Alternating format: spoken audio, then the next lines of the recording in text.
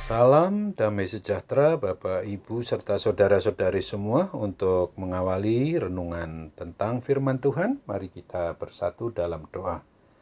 Tuhan Allah Bapa kami di surga, yang melampaui segala akal, hati, dan pikiran kami umat manusia, berfirmanlah kepada kami sebab kami bersedia untuk mendengar, dan mampukan kami atas pertolongan Roh Kudus, boleh memberlakukan firman-Mu itu dalam hidup sehari-hari. Dalam nama Tuhan Yesus kami berdoa. Amin.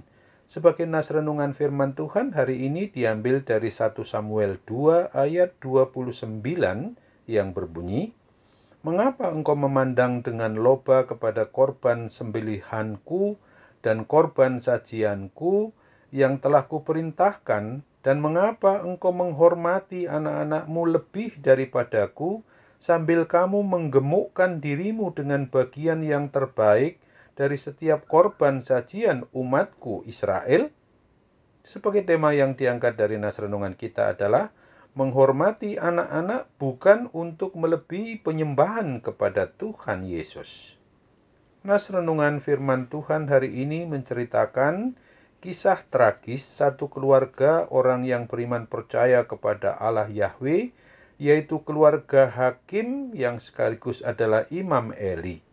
Kedua putra Imam Eli, Hofni dan Pinehas, adalah imam-imam yang dursilah. 1 Samuel 2 ayat 12. Ini bukan perkataan yang berlebihan. Kejahatan-kejahatan mereka begitu nyata. Berzinah dalam rumah Allah, tidur dengan para wanita yang melayani di depan pintu kemah pertemuan, dan mereka melakukannya dengan cara terang-terangan. Belum cukup dengan perbuatan tak bermoral itu, mereka pun menodai kesucian korban-korban bakaran yang dipersembahkan umat Israel kepada Allah Yahweh. Di dalam hal pelayanan, Imam Eli adalah seorang hamba Tuhan yang sangat baik. Ia melayani dengan setia. Ketika Hana, istri Elkana, dalam kondisi tertekan dan berdoa memohonkan agar diberi seorang anak, ia memberikan penguatan firman Allah kepadanya. Allah telah memakai Imam Eli untuk meneguhkan iman percaya Hana, yang pada akhirnya Hana menerima apa yang didambakannya itu.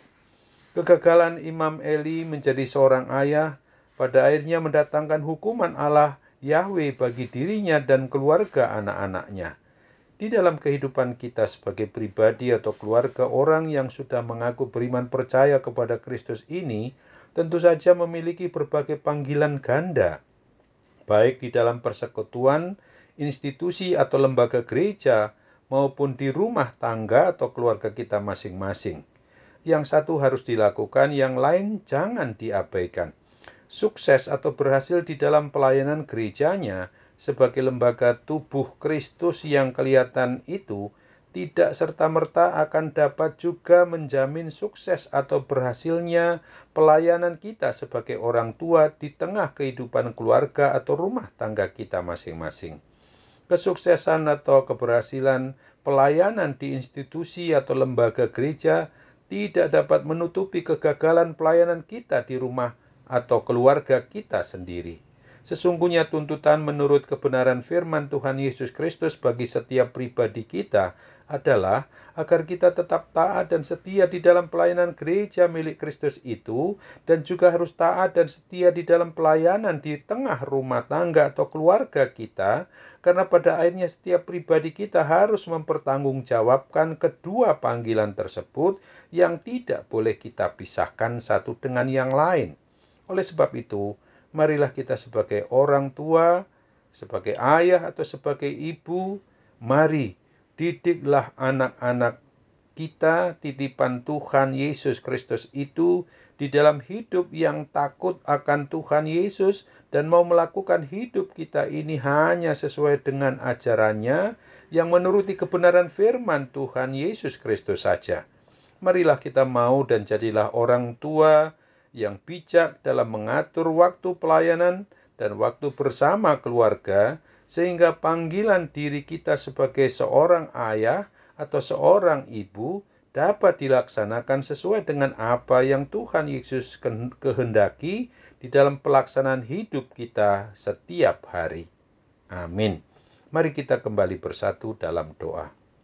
Oh Tuhan Allah Bapa di surga, terima kasih ya Bapa, kalau Tuhan sudah mengingatkan kami pada hari ini, ketika kami harus sungguh-sungguh mau hidup sesuai dengan iman percaya kami kepada Tuhan Yesus Kristus, maka itu berarti pelayanan di tengah keluarga maupun rumah tangga kami masing-masing tidak boleh diabaikan ketika kami juga melaksanakan tugas pekerjaan dan panggilan pelayanan kami di tengah kehidupan gerejamu dalam suatu persekutuan atau institusi gereja manapun juga.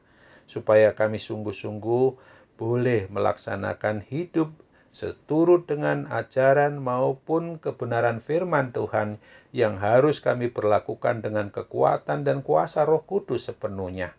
Kami percaya bahwa di masa yang akan datang ketika kami hampir-hampir mau melaksanakan suatu kegagalan ketika mengutamakan hanya untuk hal pelayanan di luar rumah, tetapi di dalam rumah diabaikan. Dan untuk itu Bapa, berilah pertolongan Roh Kudus Tuhan Yesus Kristus. Pasti memampukan kami untuk mengalaminya dengan sebaik-baiknya. Saat ini juga kami mau berdoa bagi setiap insan maupun pribadi orang yang beriman percaya kepadamu ini, supaya ketika menghadapi berbagai macam tantangan, adanya sakit penyakit apapun juga yang sedang kami derita, baik kami di masa muda maupun dalam kondisi sudah lanjut usia kami, kiranya atas pertolongan Tuhan, terutama menghadapi pandemi COVID-19 ini, Tuhan mampukan kami melawannya dengan kekuatan penuh daripadamu. Dalam nama Tuhan Yesus, kami berdoa dan bersyukur kepadamu. Amin.